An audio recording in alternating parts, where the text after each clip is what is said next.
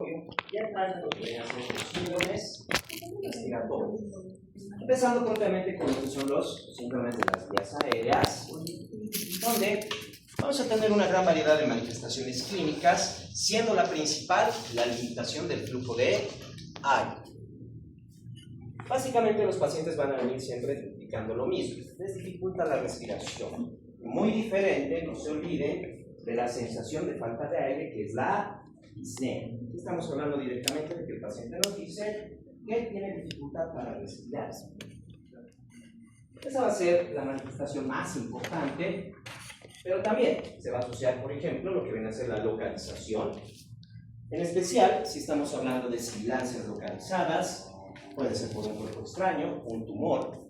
Si es difuso, podría ser una bronquitis, un asma, o propiamente EPOC o enfermedad pulmonar obstructiva crónica.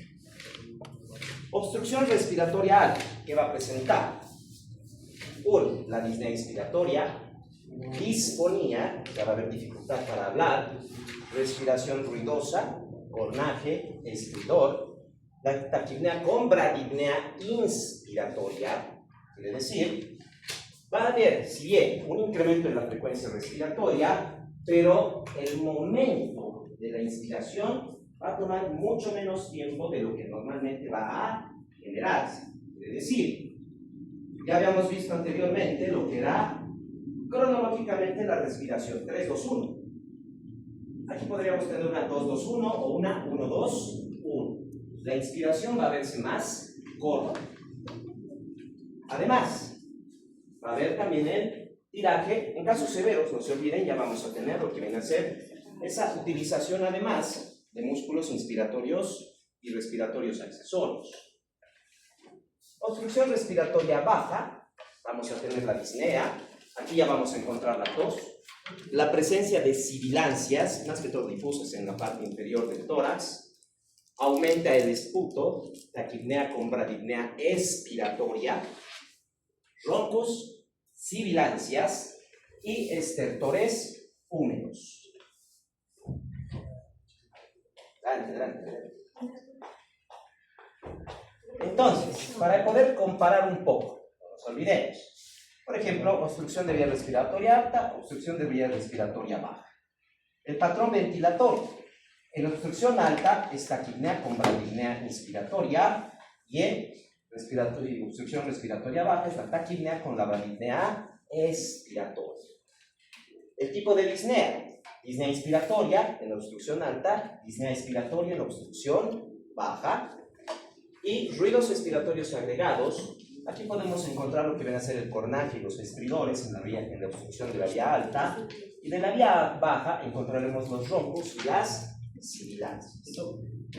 ¿Puede repetir esta disnea alta y baja? Por eso, en vía respiratoria alta vamos a tener disnea inspiratoria, y en obstrucción de vía respiratoria baja va a ser una disnea expiratoria. Y cuando estoy haciendo el caso clínico, la historia clínica en la parte de anamnesis, pongo disnea respiratoria, ¿cómo puedo poner? En primer lugar, estos ya son signos. Sí, no van a entrar en la parte de anamnesis, porque en la enfermedad actual el paciente no nos va a decir tengo taquipnea con bradipnea expiratoria. Eso lo vamos a ver al ver al paciente. Entonces, cuando veamos en la parte de examen tóraco-pulmonar, torácico, respiratorio, como ustedes prefieran, ahí van a colocar sería a la inspección o a la auscultación. No va a ser en palpación ni en percusión, pero ya sea a la inspección o a la auscultación es donde vamos a encontrar lo que viene a ser la disnea inspiratoria, expiratoria, la taquipnea en ambos casos. Va a estar entonces, no se olviden, signos, que es algo que podemos valorar, es lo que más que todo encontramos ¿dónde? En el examen físico. Los síntomas van a estar más referidos, si bien en el examen físico podríamos ver algún síntoma, la mayoría van a ser signos. Y en la anamnesis, propiamente lo que viene a ser la enfermedad actual, ahí es donde más vamos a encontrar síntomas. Porque no se olviden que la enfermedad actual es lo que nos refiere el paciente. Ya menos que nuestro paciente sea un médico, no nos va a dar terminología médica ni tampoco tantos detalles. Ahora, también vamos a verificar Algunos hallazgos que se van a ver tanto en la inspección, la palpación, la percusión y la auscultación. En el caso de la inspección, puede haber un patrón respiratorio con taquipnea y bradipnea expiratoria, que es propiamente la prolongación en la expiración, se hace más larga. Deterioro sensorial en los pacientes con hipoxemia o hipercapnia. Ya vamos a ver inclusive que puede que tenga visión borrosa, que no perciba bien la sensación. Cianosis por un mecanismo central, eso ya nos indica insuficiencia respiratoria. Tórax en tonel, que nos indica el atrapamiento aéreo, y es la hiperinsuflación pulmonar. El tórax del paciente va a estar mucho más redondeado. Utilización de músculos accesorios, que incluso van a generar lo que viene a ser una marcada respiración, y comprende, no se olviden, esternocleidomastoideos, escalenos, trapecios, serratos, y también a nivel abdominal. Tiraje supraesternal e intercostal. El aumento de la presión negativa intratorácica va a jalar los tejidos externos y se van a marcar bien las costillas y la clavícula. Los espacios intercostales y lo que es la fosa supraclavicular van a entrarse, van a ser más profundas. Eso a la inspección. A la palpación. Disminución de la expansión de los vértices y las bases pulmonares, más vibraciones vocales disminuidas. También generadas por lo que viene a ser la hiperinsuflación perpulmonar. En la percusión encontramos principalmente hipersonoridad, pero puede haber disminución en bases pulmonares dependiendo de la causa de obstrucción. Puede que no llegue suficiente aire a las bases pulmonares. No se olviden que el aire tiende a irse arriba y los líquidos hacia abajo. Entonces ahí va a haber una disminución de la sonoridad. Igual, causas de hiperinsuflación pulmonar. En la auscultación, estertores de burbujas, quiere decir estertores de burbuja gruesa, húmedos, de origen bronquial, provocados por la presencia de secreciones bronquiales. Son húmedos en ambos tiempos respiratorios, tanto con la inspiración como la expiración. Y si el paciente tose, los roncos cambian un poco de posición, porque al toser está tratando de sacar las secreciones. Roncus, así como sibilancias. Origen bronquial, carácter seco en ambos casos, y en el caso de las sibilancias predominan principalmente en la expiración. Cabe resaltar que el ronco es algo que podemos escuchar, así como las sibilancias, tanto en inspiración como en expiración, pero generalmente los roncos se los escuchan en la inspiración y la sibilancia en la expiración. Paciente asmático, por ejemplo, ¿en qué momento silba su pulmón cuando está con la crisis asmática? ¿Es todo momento? Más que todo en inspiración. En bronquitis aguda, ¿qué vamos a encontrar? Primero, es un cuadro que tiene una evolución de aproximadamente 1 a 3 semanas. Más de este tiempo, podríamos decir más bien bronquitis crónica. La aguda va a ser de periodo de evolución de más o menos 1 a 3 semanas. Torpe existente, que puede ser con o sin esputo, pero que es completamente autolimitada. No es en todo momento, no es en todo tiempo. El paciente, por ejemplo, puede tener un acceso de tos, unas 3, 4 toses, y de ahí no tiene nada por un buen tiempo, tal vez horas, o tal vez, dependiendo de cuál es la causa de la bronquitis o el ambiente, puede que la tos sea principalmente en la mañana, en la tarde, en la noche. Hay pacientes con bronquitis que generalmente tosen a primera hora de mañana y a las últimas horas del día, por el frío y la sequedad que se genera. Por otro lado, fiebre en el caso de que haya neumonía o influenza. No todas las bronquitis van a tener fiebre. Sí, las neumonías, principalmente las bacterianas, y la influenza, que van a generar también fiebre. Estertores húmedos, y en algunos casos podríamos percibir roncus y sibilancias.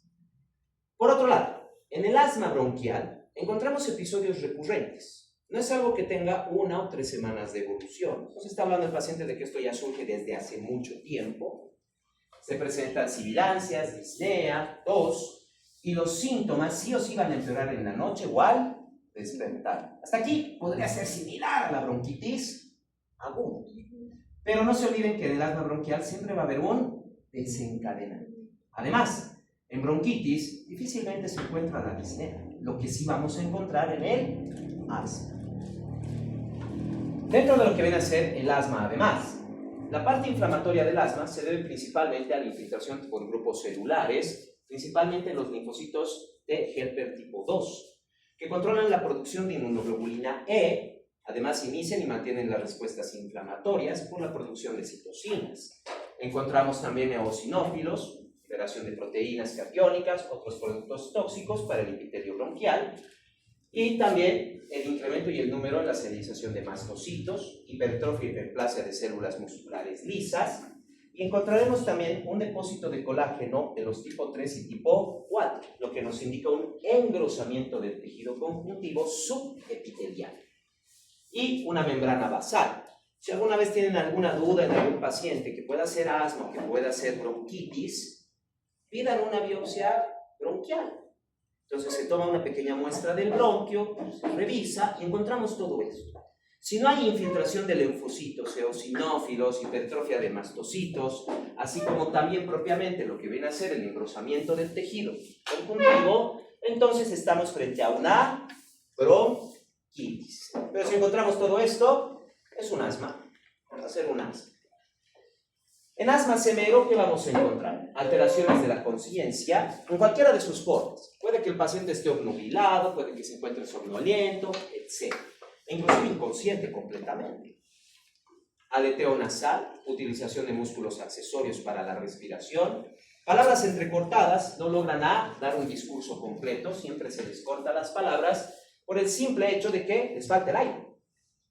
Taquipnea, taquicardia, ausencia de sibilancias durante la crisis con una disnea muy marcada. Esto se debe principalmente a que, como estamos hablando de un asma severo, básicamente el bronquio está casi colapsado. Difícilmente puede entrar o salir el aire. Signos de insuficiencia respiratoria, respiración paradójica e incluso la cianosis. No se olviden que estamos hablando del asma severo, donde no es solo un poquito de secreción y de contracción bronquial, está casi completamente cerrado. Esa falta de aire es lo que va a generar todas estas alteraciones. Enfermedad pulmonar obstructiva crónica. Síntomas generales, lo que vamos a encontrar en cualquier época. Disnea progresiva, al principio era una disnea de esfuerzo, luego fue pasando a una disnea mediana, hasta que llega la disnea donde el paciente tiene la falta de aire, incluso al dormir, al estar sentado, al estar echado, parado, en todo momento va a presentar la disnea. Además, vamos a ver una tos crónica, estamos hablando ya de más de 3 o 4 semanas, meses, que ya tiene la tos el paciente. Esputo crónico, el signo de Huber, que básicamente vamos a ver lo que viene a ser la expansión torácica, como si estuviera flotando el tórax. Eso ya es por la costumbre que tiene el tórax de expandirse y contraerse constantemente. Acropaquia, no se olviden que son esos los palillos los dedos en palillo de tambor. O sea, delgadas las falanges proximal y media y aumenta el grosor del dedo a nivel de la falange distal. Cor pulmonae, esto ya nos habla propiamente de que hay una alteración a nivel de lo que viene a ser la función cardíaca, pero causada por la función respiratoria. Es por eso corazón pulmonar, ¿sí? Alteración cardíaca por problema pulmonar. Y también vamos a encontrar exacerbaciones periódicas. Hay momentos en que el paciente va a incrementar la sintomatología y otros momentos en que va a bajar la sintomatología. Tenemos dos principales tipos de enfermedad pulmonar obstructiva crónica. La bronquitis crónica, así como lo que viene a ser el enfisema pulmonar. Cada una puede presentar lo que habíamos visto. Disnea progresiva, tos crónica, esputo crónico, el signo de Huber, acropaquia, cor pulmonar y las exacerbaciones periódicas. En la bronquitis crónica, primero, tos mínima de 3 meses en 2 años seguidos. Para estar seguros de que es bronquitis crónica. No se olviden, tos mínima por un tiempo de duración de aproximadamente 3 meses en los últimos 2 años. Vamos a ver al paciente lo que se conoce como abotagado azul. O sea, va a tener en primer lugar una fase sabotagada. El paciente lo vamos a ver cansado. El paciente, facialmente, físicamente, se lo ve cansado. Está incluso decaído, su rostro cansado, agitado, puede tener ojeras. Se lo ve bastante cansado, como si no hubiera dormido días enteros. Y una característica, ¿y por qué se llama abotagado azul? Lo estamos viendo abotagado, cansado al paciente y está con cianosis. Eso es característico de la bronquitis crónica. Claro, no necesariamente la cianosis tiene que ser en todo el rostro. Puede ser solo cianosis a nivel de los labios, la nariz o los oídos. Hipoxemia con hipercapnia. Pedimos una gasometría, niveles de oxígeno bajos y niveles de dióxido de carbono elevados. Eso es la hipoxemia y la hipercapnia. Disnea tardía, tos y expectoración, y encontramos roncos y sibilancias. Eso nos indica una bronquitis crónica. En el caso de lo que viene a ser el enfisema pulmonar, ahí vamos a encontrar al soplador rosado. El paciente con enfisema pulmonar, a diferencia de la bronquitis crónica, más bien tiene una coloración bastante, podríamos decir, sana. Porque sí fluye bastante sangre, tiene oxígeno. El problema es que, como tiene enfisema, no toda la membrana respiratoria puede captar el oxígeno. Entonces el paciente se lo encuentra rosado y tiene una característica que siempre está al expirar, no bota el aire generalmente por la nariz, lo bota por la boca. Por eso se llama soplador rosado, porque su coloración de piel es bastante normal, podríamos decir, pero al respirar se ve ese patrón. Todo el rato está botando el aire por la boca. Por eso se le llama soplador rosado. Además, hipoxemia leve, no se olviden que está rosado el paciente, no está cianótico, y no hay hipercapnia, no va a haber aumento del dióxido de carbono. Disnea predominante, estamos hablando de que todo el tiempo está con disnea, en cambio la bronquitis será tardía. Después de bastante tiempo de actividad física, movimiento y demás, recién tiene la disnea, a veces solo en la noche. Rara vez presentan en el enfisema tos y expectoración. Una característica es que el paciente es delgado, pero presenta tórax en tónico. Es más delgado el paciente, pero su tórax es más redondeado. Y reduce enormemente el murmullo vesicular. No se olviden que en el enfisema vamos a tener aumento de los espacios en el pulmón porque se están rompiendo membranas alveolares. Y en vez de tener las pequeñas burbujas alveolares, vamos a tener vesículas alveolares o cavitaciones alveolares. Varias membranas se han ido rompiendo y se han ido uniendo y fusionando alveolos, generando cavidades más grandes. Por eso mismo disminuye el murmullo vesicular. Pero no se olviden, si se fijan bien, lo más importante va a ser ver al paciente como si no hubiera dormido, estuviera cansado, a punto de dormir, si lo ven cianótico, y nos dice que ha tenido tos por mucho tiempo y que le falta el aire, lo más probable es que sea bronquitis crónica. En cambio, si lo vemos un poco más delgado, rosado, pero todo el rato, ahí tenemos al soplador rosado y lo más probable es que tenga enfisema. ¿Qué nos puede generar en primer lugar las enfermedades pulmonares obstructivas crónicas? Entre las causas más comunes, primero, el humo del tabaco, que es la más frecuente. Primero, ¿por qué genera bronquitis? El humo del tabaco tiene la capacidad de dañar los cilios respiratorios. No se olviden que todo el alveolo bronquial, desde la tráquea, encontramos células cilíndricas ciliadas. Entonces todos estos cilios se van a destruir por el tabaco. Es lo que va a generar en primer lugar la obstrucción, porque sin los cilios no hay manera de sacar las secreciones. Aumenta, por eso siempre va a venir lo que viene a ser propiamente los roncos, las sibilancias, por ejemplo, en la bronquitis crónica, así como también la presencia de grandes cantidades de esputo y la tos. No se olviden, ¿cómo va a salir esas flemas? ¿Cómo va a salir esa secreción si no hay cilios? Solo mediante la tos. Contaminación de espacios interiores y exposiciones laborales. Presencia de partículas, polvos, humos, vapores, gases, ya sea por la combustión de artefactos internos, ya sea por el trabajo que se realiza. Por ejemplo, ¿quiénes podrían tener una EPOC? Albañiles. Todo el rato están respirando humo de ladrillo, de cemento, de yeso, de todo eso. Personas que trabajen con leña. Todas aquellas personas que cocinan con leña, ya sea en amas de casa o ya sea en parrillas, etcétera, al hacer fuego a la leña, al hacer parrilladas, en las churrasquerías, están inhalando constantemente ese humo. Mecánicos también están inhalando los gases de la combustión de los motores, usos de cocinas a leña, por eso les decía, y no solo podríamos ver albañiles, mineros también. Personal, por ejemplo, que trabaja en la calle, en el centro de la ciudad, por el humo de los vehículos. Hay una contaminación constante. Si viviéramos en una zona llena de viento con bastante polvo, también tendríamos esos problemas. Todo el rato estaríamos respirando polvo que se va levantando constantemente. Factores genéticos, principalmente es la deficiencia hereditaria de alfa-1 antitrypsina, la que puede generar ya sea bronquitis o enfisema. Alteraciones del crecimiento y desarrollo pulmonar, principalmente congénitas.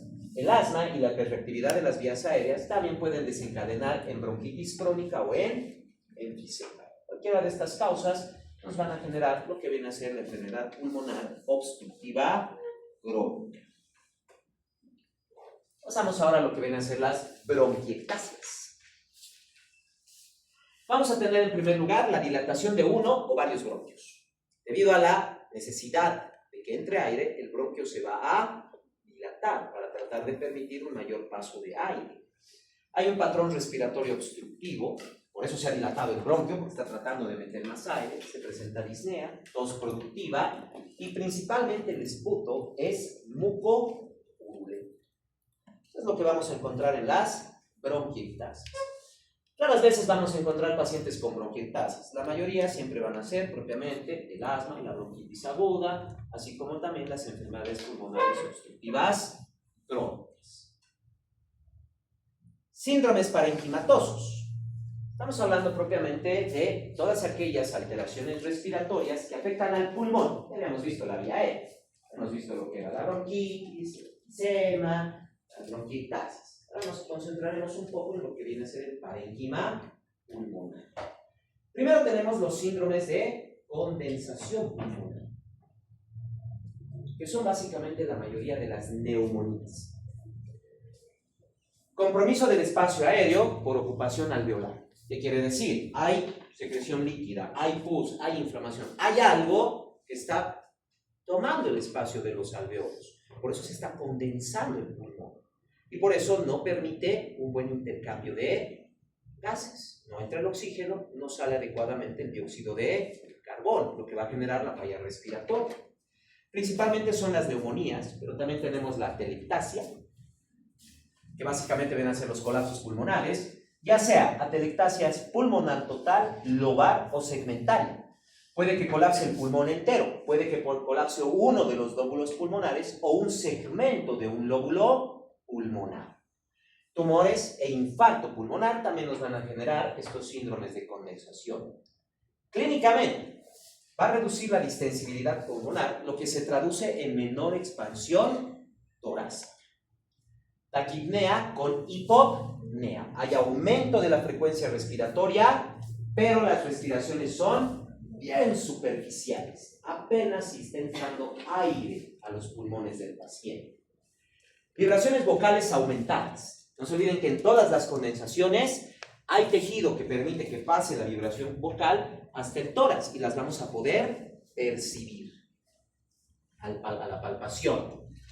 Y en atelectasia, ojo, no vamos a encontrar vibraciones vocales. Si está colapsado el pulmón, ¿cómo va a transmitirse la vibración? No hay nada que llegue a transmitir la vibración. En ese caso, no vamos a percibir propiamente lo que van a ser las vibraciones vocales. Matidez en las zonas afectadas, en casos profundos, puede mantener alguna sonoridad. Abolición del murmullo vesicular, nuevamente, están ocupados los espacios alveolares, no entra el aire. En la neumonía va a haber cambios en la auscultación en 3 etapas. ¿A qué se refiere? Que en la parte superior vamos a encontrar bien la respiración, lo que viene a ser propiamente el murmullo. En una parte intermedia ya hay cierta disminución y por debajo del nivel de condensación ya no hay nada. No hay nada. Encontramos los 3 niveles, en 3 etapas vamos a encontrar. Vamos a encontrar la broncofonía, pectoriloquia y en algunos casos la pectoriloquia afro. En primera etapa, ¿qué quiere decir? Se genera un exudado alveolar en la infección, se van a auscultar estertores crepitantes, fundamentalmente al final de la inspiración, y no se moviliza con la tos. Segunda etapa, ya estamos hablando propiamente de lo que les decía del murmullo vesicular. En la segunda etapa, el parénquima pulmonar se ha condensado mucho más, están cerrando mayor cantidad de alveolos, corresponde a un periodo de hepatización. Quiere decir, se está rellenando el pulmón como si fuera el hígado, se está rellenando de líquido, de sangre, etc. Se va a auscultar principalmente el suplo tubárico o bronquio. O sea, lo que estamos escuchando ya no es el murmullo, sino el paso del aire a través de la tráquea y los bronquios. El murmullo hace tiempo que ha disminuido. Y en la tercera etapa, ya es la resolución. Se va a reabsorber el exudado para la circulación, se elimina la expectoración y se vuelve a escuchar los estertores crepitantes, pero ya son de retorno. Aquí han sido en inspiración, aquí van a ser principalmente en inspiración. Desaparece el soplo bronquial y el parénquima vuelve a ventilarse, generando de nuevo el murmullo vesicular. Ahora bien, vamos a ir viendo cada una. Primero la neumonía.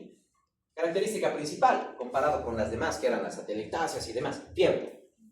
En neumonía siempre vamos a tener fiebre como un signo que nos va a ayudar a separarnos de lo que es el colapso, de lo que viene a ser los tumores, etc. Tos, que puede ser con o sin expectoración, como acabamos de ver. De inicio, generalmente vamos a tener tos con expectoración, pero ya en periodos medios o en tercera etapa, ya no se tiene tanta expectoración. En la neumonía típica, por eso se llama típica, es la presentación típica de la neumonía, fiebre, dolor en punta de costado, expectoración errumbrosa y a veces vamos a encontrar la facie neumónica. Todo lo que no se presente de esa manera va a ser neumonía atípica. Y a veces solo se presenta con disnea, tos seca, nada más. Sí, a veces puede haber un poco de expectoración, vamos a tener alteraciones del murmullo vesicular, porque habíamos visto anteriormente, propiamente lo que era la matidez, la abolición del murmullo, la broncofonía, la pectoriloquia y la pectoriloquia áfona que pueden presentarse. Pero fuera de eso, no presenta fiebre, por eso también se le llama atípica, porque no vamos a encontrar la fiebre, y el dolor de punta de costado también desaparece. Puede haber tos seca, por eso no vamos a tener la expectoración. Pero podríamos encontrar la facies neumónica. En algunos casos, no en todos. Solo en algunos casos vamos a encontrar la facies neumónica. Que básicamente es una facies donde el paciente se lo ve cansado, agitado y respirando rápidamente, pero no se olvide, es una respiración taquipneica con hipopnea. Es frecuencia rápida, pero baja profundidad en la respiración. Atelectasias. Pueden ser obstructivas, pueden ser pasivas, cicatrizales o incluso adhesivas. Diferentes causas que pueden generarse. A veces, el paciente puede tener antecedente incluso de tuberculosis, neumonía, y eso ya nos indica que hay tejido cicatrizal y que pueden haber adherencias. Entonces, algún movimiento brusco, alguna tos, etcétera, va a jalar, romper esas adherencias y cicatrices y va a generarse la atelectasia. Puede ser obstructiva, quiere decir que como hay obstrucción y ya no ha podido entrar el aire, ha colapsado, ya no ha podido entrar el aire y ha colapsado por completo. Y también podemos encontrar las causas pasivas. Estas ya se refieren propiamente a lesiones que puedan ser fuera del pulmón. Estas ya pueden generar entonces compromisos de algunos segmentos del pulmón. Disminución del movimiento y volumen del tórax en la zona afectada. Si el pulmón está colapsado, por ejemplo, a la derecha, ¿va a expandirse ese tórax? No está entrando aire a ese lado, está colapsado el pulmón, solo se va a expandir el lado izquierdo. Si tengo buena expansión pulmonar en parte superior, inferior a nivel anterior, pero en la parte posterior no veo una buena expansión en la base del pulmón derecho, ¿qué lóbulo sería? Anteriormente lo veo bien, pero posteriormente hay una alteración ahí.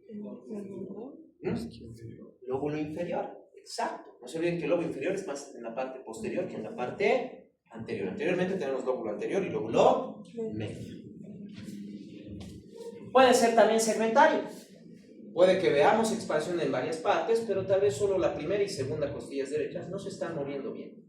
Entonces estamos hablando ya ahí de que sea propiamente el ápex del lóbulo pulmonar derecho, el segmento apexiano del lóbulo superior derecho.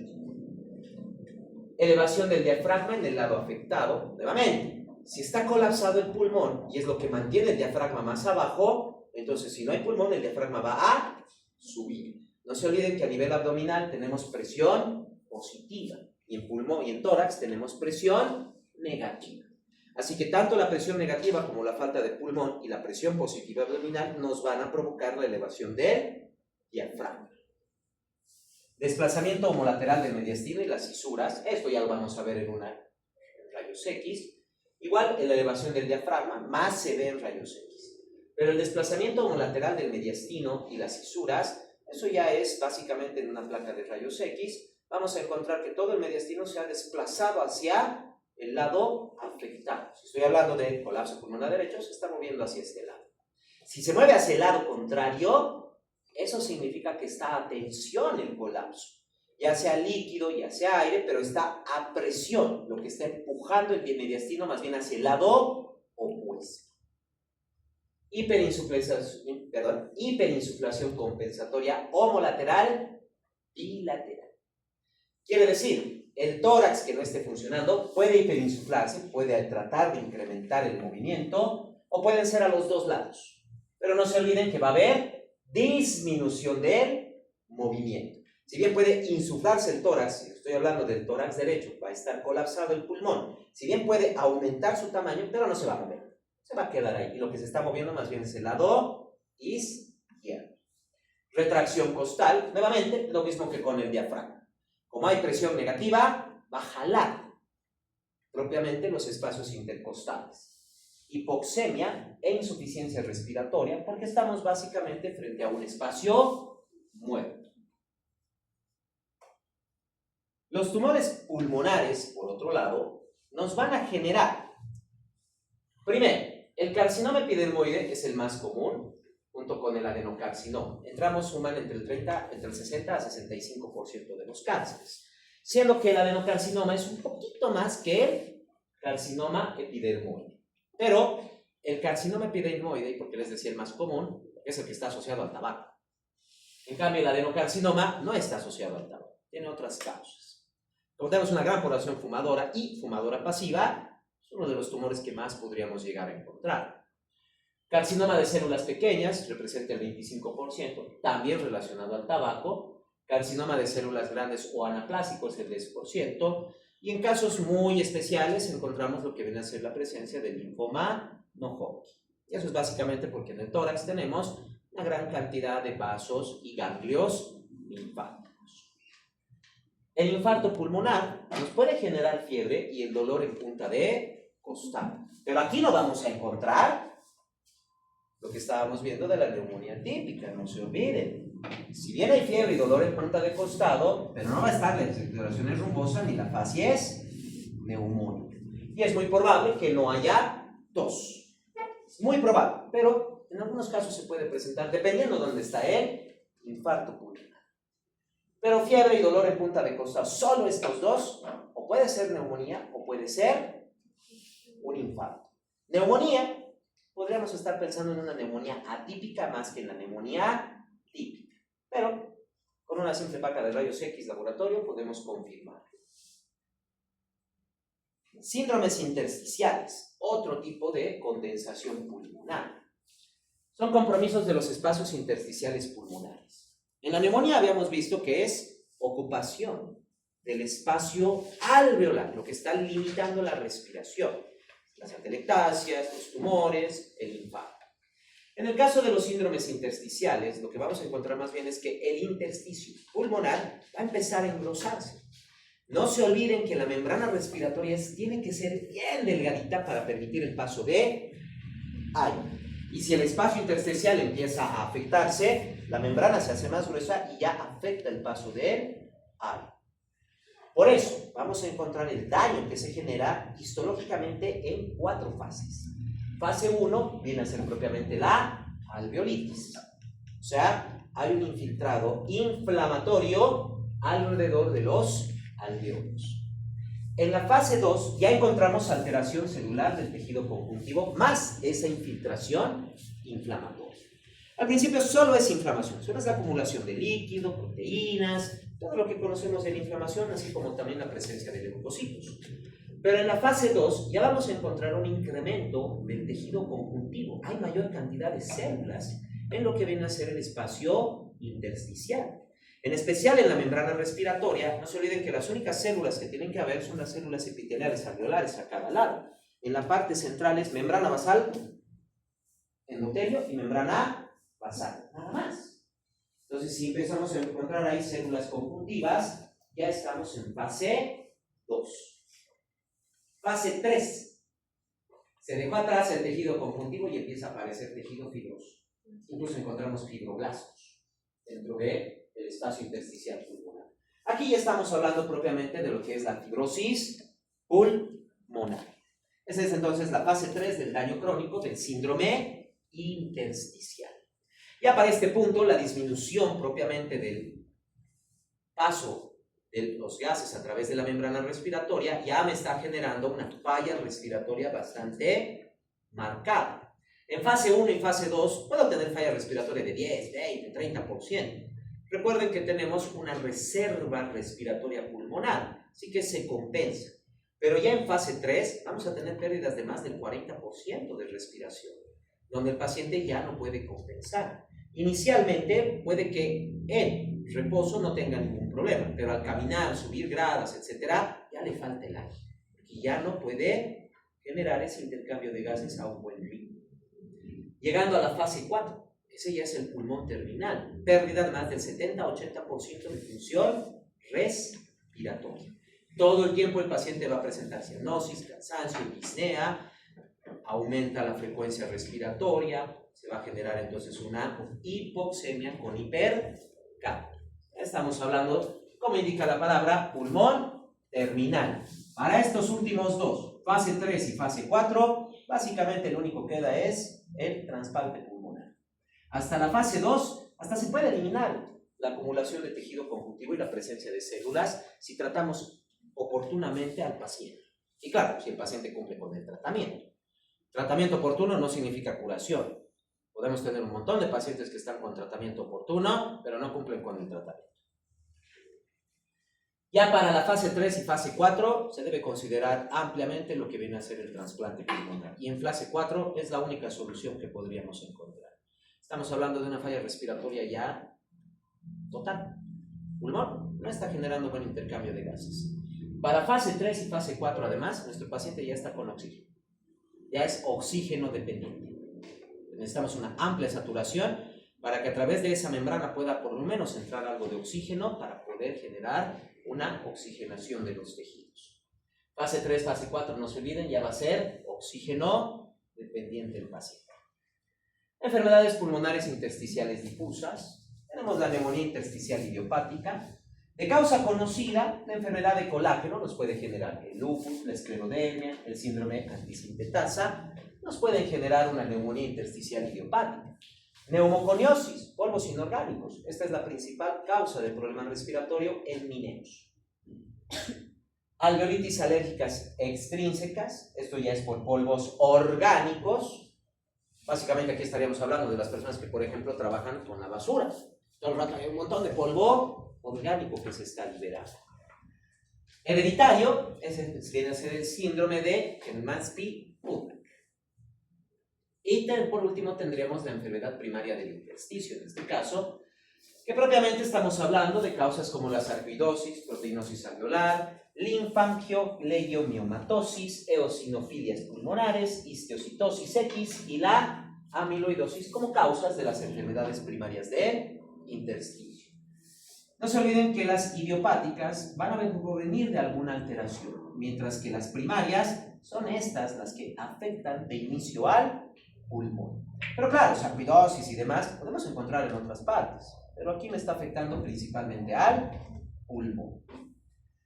Vamos a encontrar dentro de estos grupos las neumonías intersticiales usuales, agudas, neumonía intersticial no específica, bronquiolitis respiratoria con enfermedad pulmonar intersticial, neumonía intersticial descamativa, neumonía organizativa criptogénica y la neumonía intersticial linfocítica.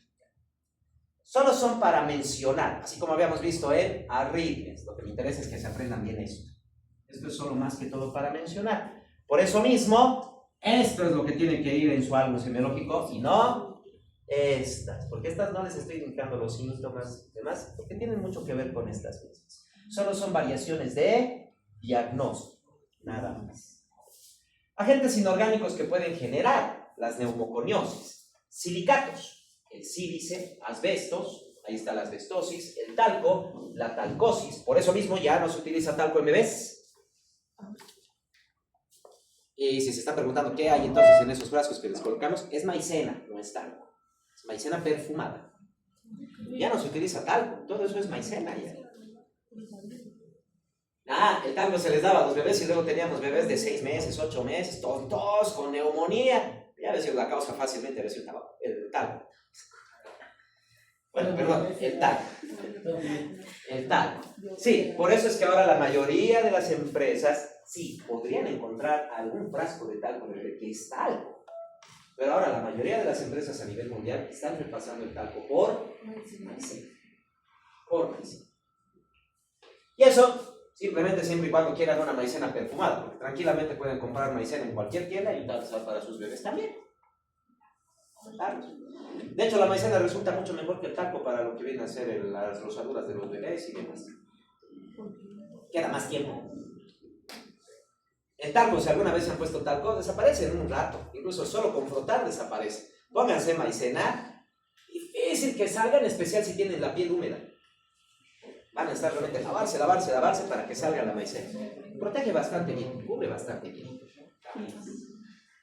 Además, mica, principalmente el silicicato de armulicio y el magnesio, los que producen la mica. Potasio y berilio, y en el berilio viene a ser la beriliosis. Básicamente son un montón de minerales que encontramos, a excepción del talco, ¿no? Encontramos todos estos minerales en minería, en construcción, porque el sílice, básicamente el sílice es lo que forma parte de lo que es la tierra, el polvo, la arena y demás, y está en las construcciones. Y en el caso de lo que viene a ser el asbesto, por eso se lo ha eliminado el asbesto de las construcciones. Pero en toda construcción que tenga más de 30, 40 años, puede que haya asbesto en los entretechos. Puede que haya. Entonces, toda construcción vieja, siempre recomendar a los trabajadores de construcción, si alguna vez tienen estos como pacientes, siempre recomendar que si trabajan en casas antiguas, utilicen máscaras. No barbijo, estoy hablando de máscaras filtradoras de aire. El único barbijo que podría servir es el KN95, nada más. Pero mejor es una máscara filtradora. Es mucho mejor, porque tiene varias capas de filtro. Carbón, el grafito, las neumoconiosis del carbón, mineros de carbón o personas que trabajan con carbón, ya sean carboneros o ya sean personal de churrasquerías, porque trabajan bastante con carbón. Y claro, también podríamos hablar de Argentina y Paraguay. No que está en Argentina o Paraguay, casi cada fin de semana es un churrasco. Casi cada fin de semana es un churrasco. Si bien puede haber un problema aquí, pero el mayor problema va a ser digestivo. El carbón de las parrilladas es uno de los agentes precursores de lo que viene a ser el cáncer de colon. Por eso se tiene tanto cáncer de colon en Argentina y Paraguay, por si acaso. Metales, aluminio, metales pesados como el cadmio, el óxido de titanio y el cobalto. Claro, la mayoría pueden ser en minería, pero hay algunos trabajos, algunos oficios que trabajan con estos metales. En especial lo que viene a ser el aluminio, es en soldaduras. Las soldaduras se utilizan principalmente aluminio, lo que quiere decir que muchos soldadores presentan también estos problemas por metales. Agentes orgánicos, los alveolitos de las alveolitis alérgicas, extrínsecas, neumonitis, por hipersensibilidad. Tenemos hongos termofílicos, ahí tenemos lo que es la Nicoporispora, los termoptinomices, algunas palabras son trabalenguas, la Thermoptinomisis vulgaris y Saccharit también pueden generar, Otros hongos, como el aspergillus o algunas especies de penicilo, también nos pueden provocar una reacción alérgica. No se olviden, si el paciente es alérgico a la penicilina, este hongo le va a producir una neumonitis intersticial, porque le va a producir una irritación, una alveolitis alérgica extrínseca a este paciente. Siempre, no se olviden, todo paciente alérgico a las penicilinas puede desarrollar alveolitis alérgica extrínseca por penicilina. Todos ellos. Bacterias como el Bacillus subtilis tipo B y el Celus. Y también tenemos algunas proteínas animales. Ahí viene, por ejemplo, las alergias a los gatos, a los perros, etcétera, que pueden ingresar esos alérgenos al pulmón y no solo generar asma y demás. Con el tiempo nos pueden provocar una alveolitis alérgica extrínseca. ¿Qué clínica vamos a encontrar en todas estas alteraciones intersticiales pulmonares? Disnea progresiva, tos seca, muy diferente de lo que habíamos visto que eran las toses productivas de las neumonías. Aquí vamos a tener tos seca y es irritativa. Entre más tiempo pase en un ambiente seco, frío o con polvo, más aumenta la tos. En cambio, en un ambiente húmedo o inclusive con un humidificador, el paciente disminuye la tos.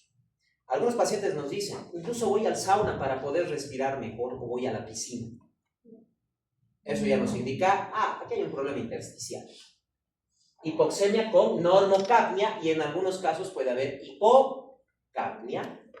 Patrón respiratorio restrictivo. Vamos a ver una taquipnea con hipopnea, cianosis, acropaquia, estertores quebritantes tipo velcro, o sea de burbuja pequeña, graznido o voz de ganso, y a veces hipertensión pulmonar y el cor pulmonar. La falla cardíaca por causa pulmonar. ¿Cuánto nos falta?